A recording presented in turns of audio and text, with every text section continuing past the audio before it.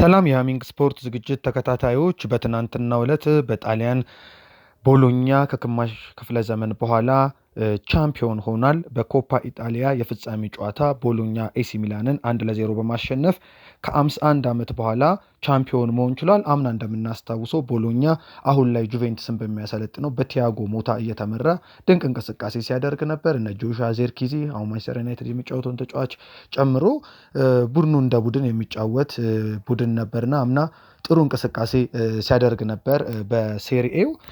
ይህንን እናስታውሳለን። ዘንድሮ ደግሞ ከዋንጫ ጋር ተገናኝቷል ማለት ነው። በሮም ኦሎምፒክ ስታዲየም በተደረገው የዋንጫ ጨዋታ የቦሎኛን የማሸነፊያ ግብ ዳንዶይ አስቆጥሯል። ቦሎኛ በታሪክ ሶስተኛ የኮፓ ኢጣሊያ ዋንጫውን አሳክቷል። ኤሲ ሚላን በኮፓ ኢጣሊያ የፍጻሜ ጨዋታ ሲሸነፍ ለ10ኛ ጊዜ ሲሆን ይህም የመጀመሪያው ቡድን ያደርገዋል።